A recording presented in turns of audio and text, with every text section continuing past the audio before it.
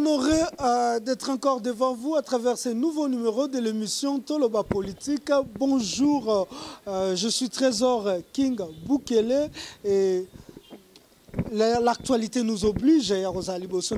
Aujourd'hui, ce qui concerne l'élection, il y a un gouverneur. Je pense que beaucoup de et belé commis commenté et union sacrée enfin et une majorité et vraiment la province presque est belé.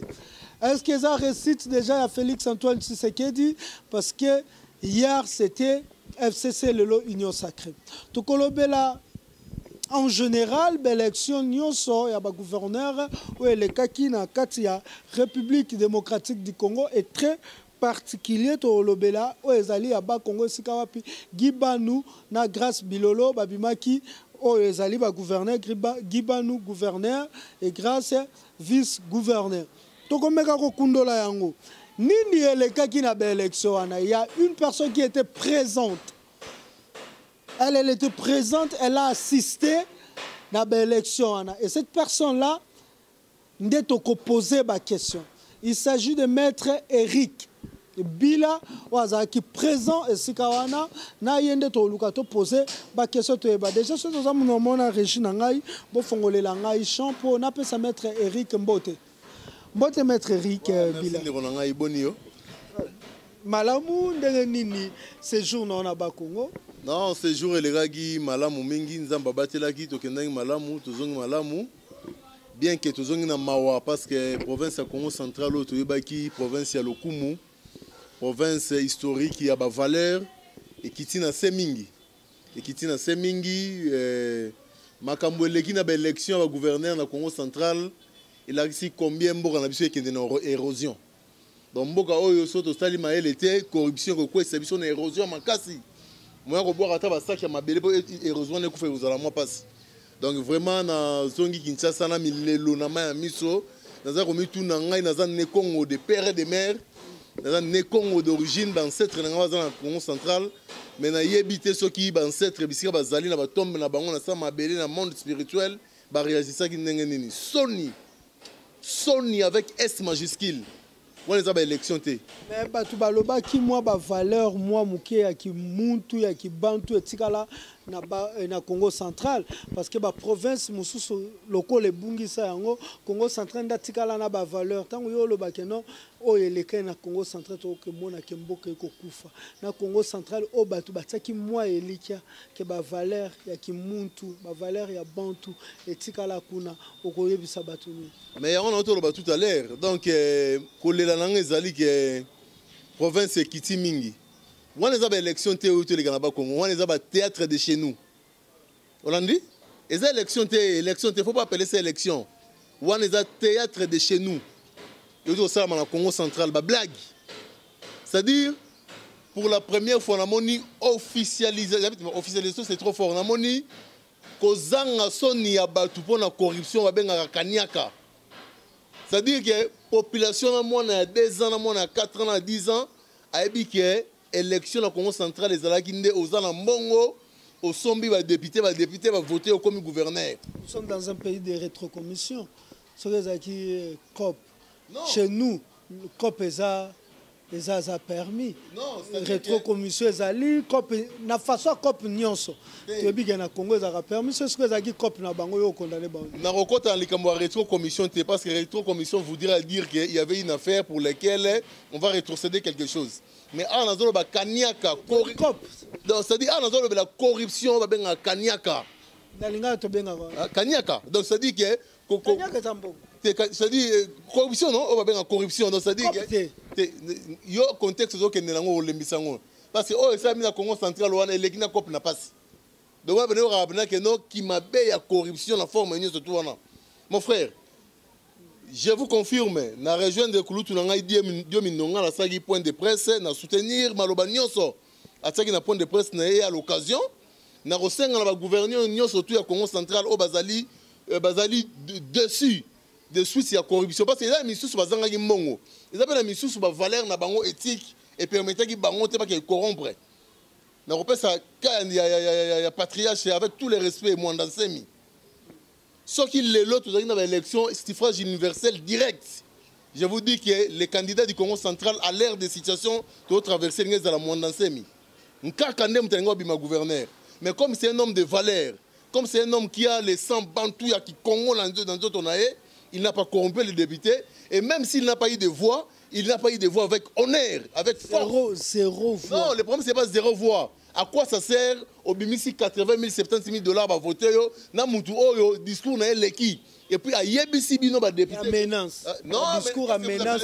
À voter, il va mourir. Non, qu'est-ce que vous appelez menace? Vous promettez la mort à quelqu'un. Non, écoutez. De toute façon, on a recouvert au lobby, mais le lobby a voté au Koufa. De toute façon, il y a recouvert la Yenaye. Les esprits de la province existent. Il y a une histoire qui est honorablement en retard, comme on a été payé à son âme, à Koufa rapporter à la voix, bah bombarder na munduki. Bah parce que malobano à Australie province, bah cette qui n'est pas gérer ma caméra, sous connaît d'agini, na autant comme on a été. Oui, histoire wana histoire Congo central. Les patriarches mondansais, c'est notable. Et bazali ko sala ba effort ya ko diminuer aura ya mutu wana pour que biso na Congo central, to tika la sous na mutu a kiloté. Biso ba ne Congo c'est to za la vigilant. Ils sont tous à la vigilance parce que la province est un notable suprême, supérieur. Biso na Congo central pour le moment, c'est Némondansé. Moi, je ne suis pas de son parti politique, je ne suis pas de son mouvement religieux, mais je dis les choses en tant que Congolais et puis en tant que Né-Congo. Makambo, tu vois, le Congo central, ils ont Sony. Chef de l'État, il faut annuler l'élection. Je demande à mon grand frère, Dieu Mindonga, là, tout ça, la coalition, candidat, mais je suis prêt à soutenir tous les candidats pour qu'on puisse faire un mémo à déposer devant la CENI pour que ces élections-là, des élections monnayées, moi je vous dis monnayées, mais élections en mongo, c'est-à-dire aux gens en mongo leki. J'ai vu, ce n'est même plus à cacher.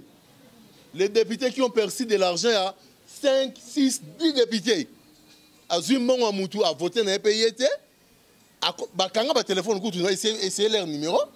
Bakangi ba téléphone ba kimi parce que ba lié ba mbongo ba tebele et c'est connu de tout le monde. Je me pose la question, que fait le procureur général de la République dans le Congo central? Parce qu'il suffisait seulement de mettre des mécanismes, on allait arrêter des gens en flagrance. Parce que mon réseau tambola, moi j'étais sur place, j'étais au Congo central. Donc je vous confirme ici que on est dans le Congo central et ça ba élection yako annulé totalement. Merci Avato Kende, élection ezala annulé totalement. Tobeta no lisolo ya mutu oyo lobi atikali valeur ne Mwandansemi longi ya Congo. Eko bangi sabino te parce que ne Mwandansemi azana molimo ya fédéralisme. Wa lobi était Congo, il faut Congo central comme un pays avec capitale République et avec capitale Kinshasa. Lelo soka comme gouverneur. Et bangi sabino te que Congo est balkanisé parce que en tant que gouverneur il peut se lever par lobby que non le Congo central est comme un pays et capitale Kinshasa. Et vous êtes pour ça qu'il devient gouverneur et puis Congo central et Kendena Kinshasa qui est ngambulango? Non, non, c'est un mot très important. Dans le lobby, nous sommes comme un niveau, il y a grandeur, il y a démocratie pour que les grands électeurs voter dans la place de petits électeurs, entre guillemets, le peuple. Nous avons une démocratie. Nous avons une histoire qui n'a un cas comme Mwandansemi pour le Baboye. Mais vous avez vu la popularité avec laquelle il est venu au Congo central. Il y a un Congo central, Mikonzambora, parce qu'il y a Mitakala, Mikonzambora, et mon Congo central. Ça diminue l'aura. Tu sais les conséquences spirituelles que ça peut avoir sur la province. Yo yebi marambo legi na mitakala point. Oyi marambo ya les gars Congo central te ya mamimi, oyi marambo mamimi te. Que Mukonzamboka basaka na mutakala na miso de bamoni. Vous croyez que ça bénit la province? Vous croyez que les ancêtres de la province sont contents? Tout le monde a dit dans le Congo central, un gouverneur être arrêté dans Nzela, mais on dit Mouyibi. Parce que tout le monde dit Mouyibi. Vous croyez que ça honore vous croyez que ça honore la province? D'après par exemple, rebondissement spirituel, il y a un comportement et ça a une implication dans la province. Il y a un lobby de gens comme des Mwandansemi. Je ne suis pas en train de dire que c'est lui qui doit être obligatoirement gouverneur de la province. Mais je dis, ce sont des personnes capables par leur aura, par leur ténacité d'esprit, de remettre les valeurs du Congo, ainsi que Zalaka.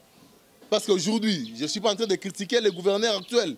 Je ne suis pas en train de critiquer son vice-gouverneur. Ils vont travailler à leur manière. Ils savent comment aussi ils sont devenus gouverneurs. Tout à l'heure, les élections étaient fonction de chicons, de moyens. Beaucoup n'ont pas eu de voix parce que d'abord, Mingi peut pas corrompre qui. Mais bon, les gens qui ont 10 000 à 10 heures, 15 000 à 20 heures, 30 000 à 14, à 22 heures, 80 000 à 6 000 à 3 heures. Donc, vente aux enchères, il y a voix.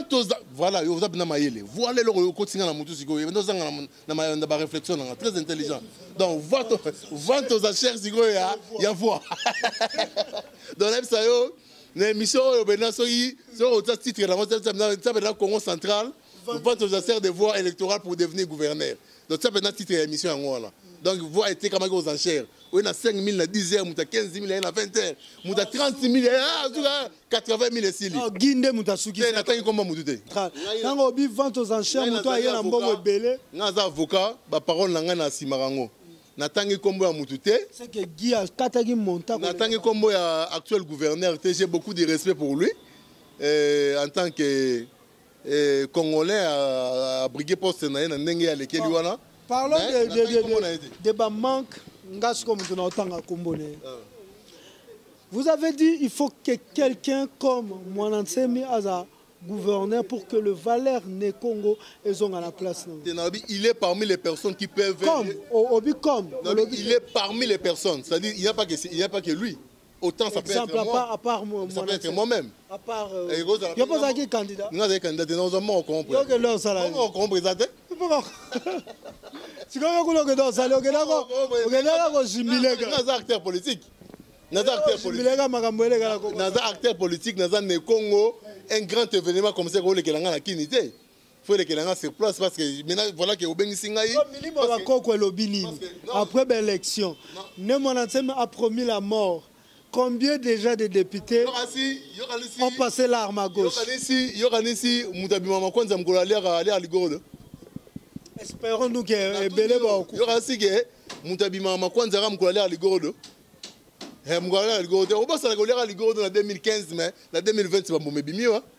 C'est pour dire que la trahison qu'ont fait les députés provinciaux et Congo central, ils n'ont pas trahi seulement les vivants, ils ont trahi même les ancêtres. Ils ont trahi les valeurs de notre province de Congo central. Et d'une manière ou d'une autre, spirituellement, ils finiront par payer. Acte n'y a surtout la contraction en haut. Donc c'est-à-dire qu'ils vont s'assumer. Ils vont s'assumer parce que tout ça, ils sont.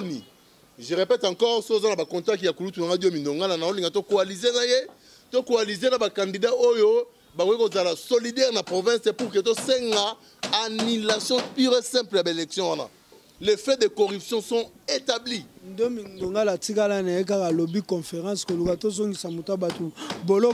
Parlons du Congo central.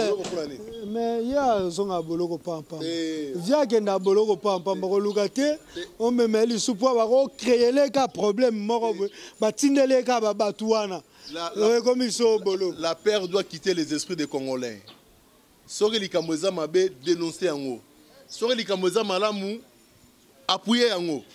Net dernièrement, dans cette émission, j'ai soutenu les chefs de l'État pour dire que geste à sali à Matissa salaire à fonctionnaire. Bien que il a ajouté 30%.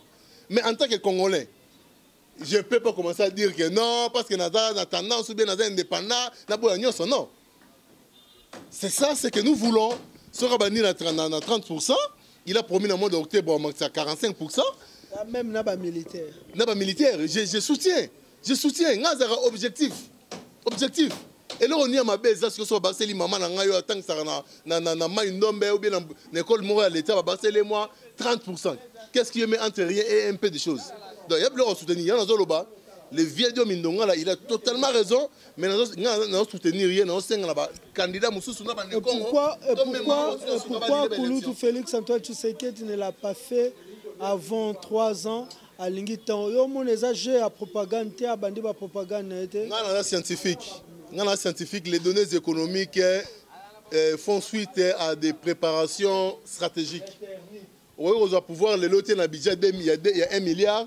Réalisation, ils ont 4 milliards à budget. On les a sur le plan technique économique. Donc, c'est-à-dire, on ne peut pas lui en vouloir parce qu'il y a des données économiques qu'il faudrait mettre en place en termes de structure, en termes d'entrée, en termes de sortie, en termes de provision pour que la réalisation soit ça. Donc, pour un scientifique, il y a aucun non, il n'a pas l'élection, non. Pourquoi il promettait aux gens, il a promis aux militaires $400 de salaire et il n'avait pas le maîtrise. Je ne suis pas dans les histoires de ces promesses, parce que beaucoup de promesses aussi n'ont pas tenu, ne tiennent pas, mais au moins ce qui est réel. Parce que j'ai été en contact avec les fonctionnaires qui ont senti l'augmentation de leur salaire. J'encourage et je félicite ceux qui en octobre à retenir toute la promesse on a 45%. Et en tout cas, on a monté à soutenir. Moi, j'ai toujours été objectif. Dans le lobby à Moukonzamboka, Félix Antoine Tshisekedi, l'élection, il y a Congo central, les acquis, vente aux enchères, il y a ma voix. Vente aux enchères des voix pour devenir gouverneur. Pour la raison, il y a équilibre, il y a état de droit au Koumisaka. Je demanderai à ce que l'élection les annulée. Et puis, pour 41 députés, il faudrait-il utiliser la machine à voter? Vraiment. 41 personnes, il ne faut pas voter, il faut faire la machine à voter. Pour des raisons de transparence. C'est moderniser les choses. Non. Vous savez, on ne peut pas rester toujours derrière la technologie. Les gens avancent avec la technologie, n'a pas manqué.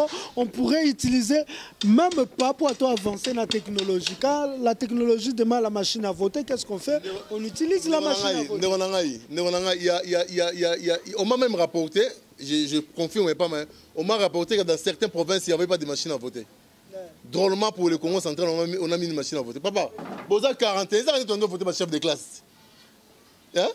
Vous avez 41 ans, vous avez voté ma chef de classe. C'est-à-dire qu'il y a un papier, il y a commis King, dans l'église Bosso. Il y a commis Bila, il y a une commission Gislain. Si vous comptez là, King va bimir autant.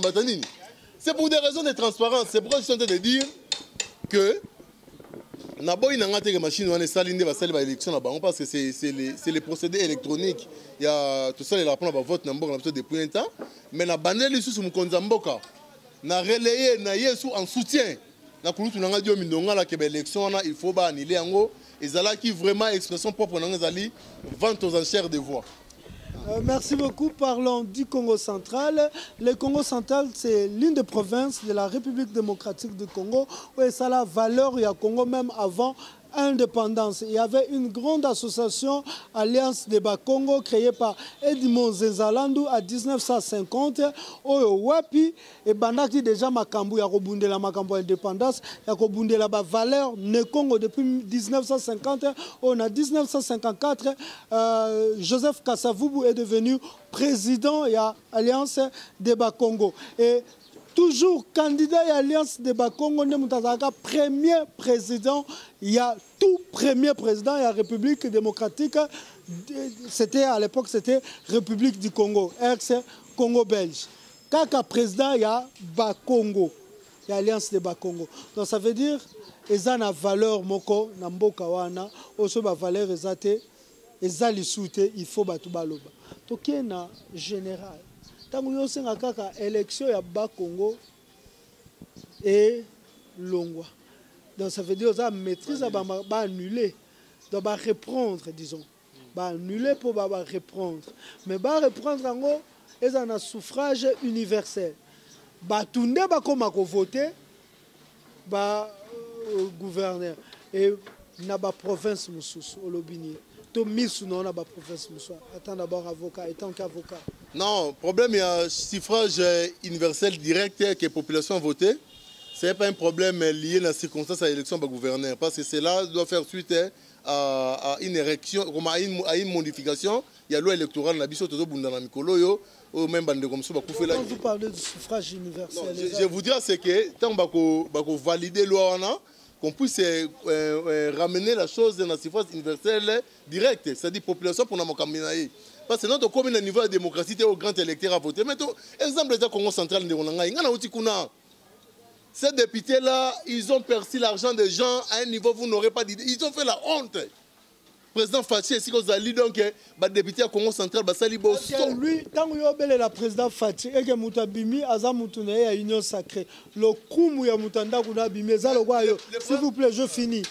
eza lokwa yo mwana no azu diplôme le kumu ya diplôme wana baye balobi papa yo za l'exemple mutu ça l'inspection balobi monsieur Eric Bila bandela makambu ya ba élection wana tangu déjà mwasi naona ndako ako sepela bana naona ndako ba ako sepela soki bana otangisi bana 10 na 10 wana 6 ba 8 bazui ba biso bandele zaki na tricherie yo sala non problème ezali ko sepela te problème ezali ko sepela e uti na moyen nini papa oyo atanga classe malamu ndi biso tozwi mo chance otanga malamu na ko sepela te ba sanga ke mona na ngai abombaki mbongo apesi na école ba bimisi le premier puis nga koto na ndako na mosi na ba to sepela mwana bimi le premier pendant ka somi nango na mbongo et ça nga 50 non sepela kutu mwana na bimata le 10e de la classe mais a mérité ngo na mayele na donc c'est une façon de dire que Mukonza Mboka élection Congo central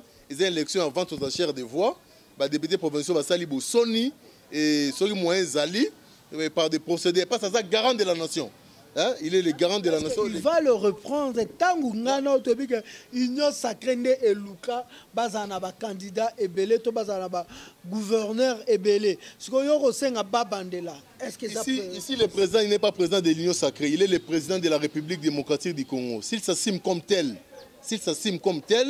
il doit écouter sa population, il doit écouter la base. Base naïe ali population naïe. Nous venons de vivre la situation. Qu'il envoie ses équipes d'enquête dans le Congo central, qu'il puisse vérifier la situation, il verra qu'effectivement, ce sont des élections qui ont été monnayées aux enchères. Pourquoi pas envoyer le gens ou encore envoyer ces gens dans toutes les provinces, c'est mal le Congo central? Moi, je parle du cas Congo central, c'est un cas où j'ai des données. Moni, collègue na TV, Batoizo Landa, ils ont un sentiment que Zoloba, ils ont un sentiment que Monyondo le Kaka.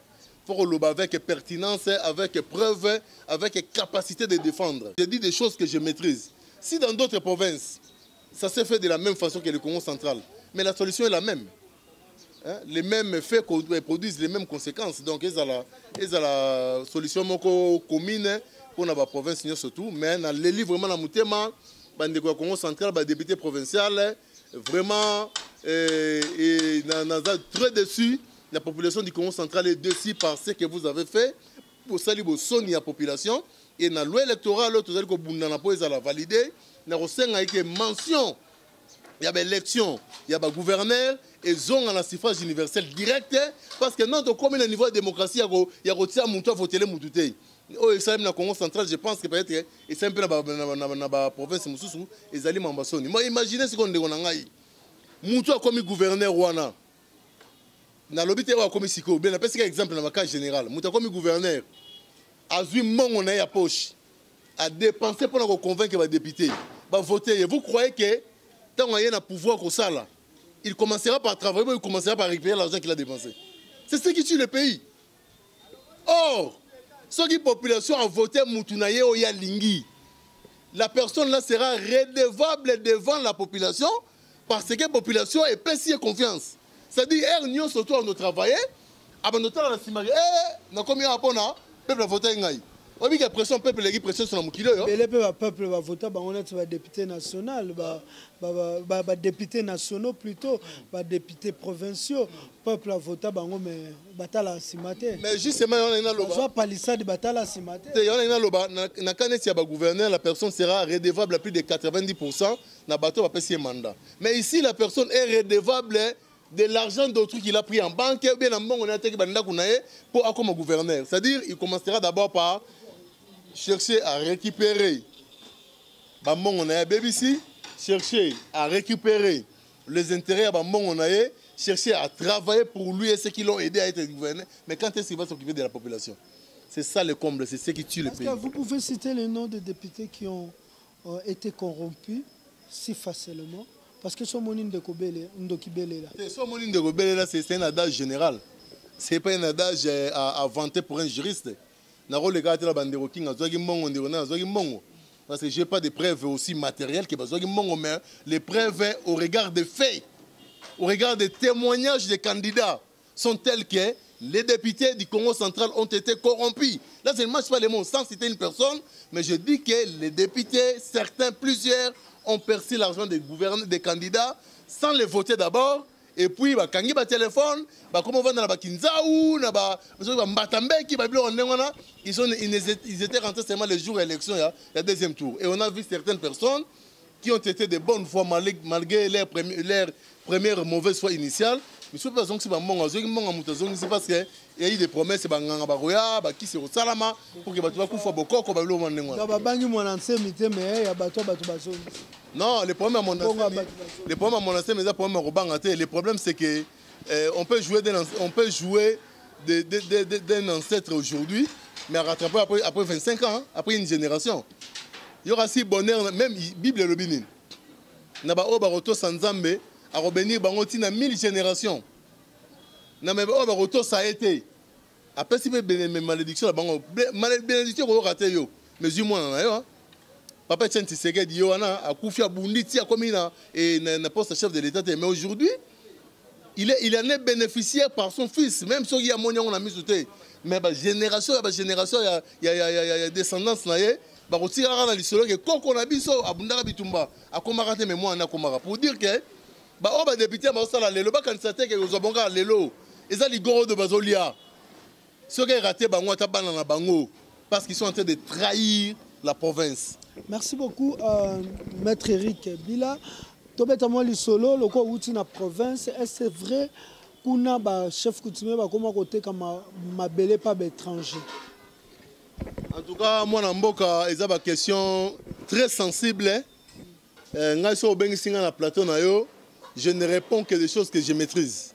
Enquête, mais je n'ai pas de données réelles, physiques, pour que nous confirmer ou pas.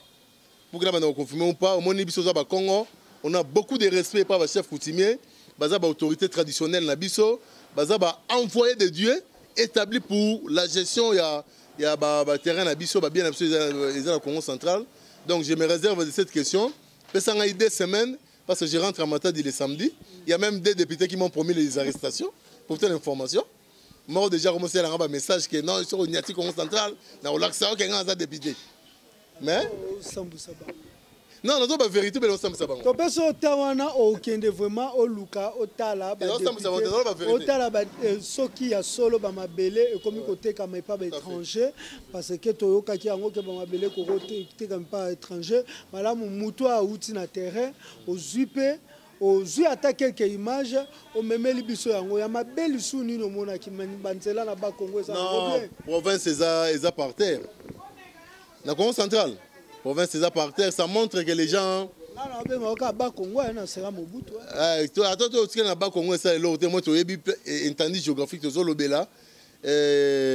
Déjà en rentrant, on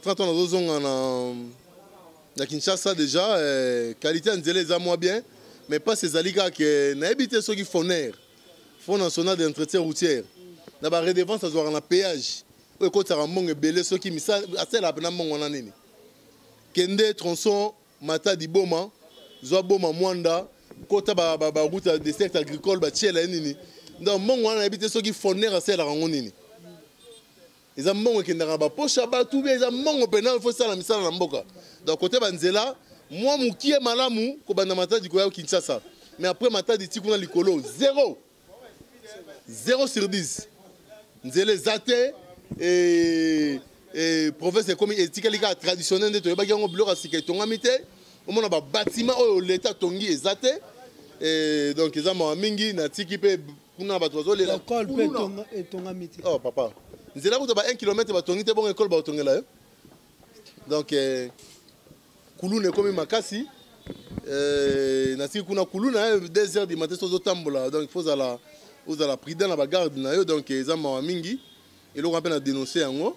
Mais la bandelle du sous na mawa na mutema ko loba na ne kongo nyonso ba landa émission oyo ne kongo nyonso ko landa émission oyo en tout cas to sangana spirituellement physiquement pour soutenir province na biso ba député oyo to zala bango kuna ba sali makambo soni ba yokisi province soni parce que élection ezaki monnayé élection ezaki vente aux enchères ya ba voix vente aux enchères ya ba voix ba sali bo soni il y a province Nabiso. Na ba échéance ezali ko ya to za la conséquent to voter batu ya mayele to voter bato baza na souci ya province, to voter bato oyo ba trahir province na biso te. Na kaka mondansemi longoni esika ngekele muke ne Congo muke na bolingo mingi na luzolo mingi samunange bika na kaka plina ngeke nkaka ya betu na Congo central. Même si ba député ina me voter ba pesa ba umbongo nge bikanaka intègre na voix nange muke nkaka yange na bilu muke kwiza muke sosa audience ça mu kwiza nge tout le monde maboko pour que carrière na ngai kene malamu. Voilà. Merci beaucoup, c'était l'émission Toloba Politique. Vous avez compris que nous avons parlé des élections. Il y a gouverneur, Oyo Elekaki, et c'est déroulé qui n'a pas Congo. Moi, Trésor King Bukele, j'étais honoré de représenter bien émission, mais on ne peut pas vous donner le mot de la fin sans toutefois inviter la biso après Sabino, coordonner naïe numéro et téléphone, ce bateau bangi bazwa. Ouais. Mingi na ba mingi na émission na legara numéro de téléphone na pesa mingi pour la suggestion naza mutu muno ko beta pe libaku naza mutu na legi Congo maele ti naza pe na ba erreur na ngana ba défense na ngai et si ko moni espeli si ote ko melinga gentiment et si ko moni ke moi mbilinga zaki na maloba o sali yango pe ka gentiment gentiment ngolo ba c'est-à-dire que o ko critiquer mutu na mabe asali. Mon salaire avec beaucoup de formes. C'est méchant, Masiko. C'est méchant, mais par exemple, non, tu as la zolo logo la Rwandais. Parce que vous avez préparé, tu es méchant. Tu es méchant, on a préparé parce que nous répondons à ma bête. Gentiment, ça veut dire avec beaucoup de manières que non, mon frère, ça, je n'ai pas aimé. Dans un moutou, il a repris sa numéro en Aïe. Plus 243 85 34 57 283. Plus 243 85 34 57 283. Je suis maître Eric Bila, avocat et en même temps patriote, résistant, indépendant. Nous nous soutenons ce qui est bien, de soutenir en Oezamabe, de dénoncer en Oti Nasuka. Parce que la paix doit quitter les esprits des Congolais pour que Mboka Oyo et Bima. Et là, on a une émission, la solution au problème des Congolais n'est pas électorale. Élection morotée dans le Congo et solution Zali, éveil patriotique, prise de conscience. Na kolongo la père na makanisi. Article 64. Très bien. Merci beaucoup. Moi, Trésor King, je vous donne rendez-vous à un autre numéro de cette émission Toloba Politique. Merci pour votre attention. Merci pour vos remarques, vos suggestions. Merci à vous qui aimez, vous qui partagez nos émissions. Moi, Trésor King, pour vous qui êtes tombé pour la toute première fois sur cette chaîne YouTube, je vous demande de vous abonner et n'oubliez pas d'activer la cloche de notification pour ne rien manquer. Trésor King vous dit au revoir, à la prochaine. Restez branchés sur notre chaîne Vision News. Bye.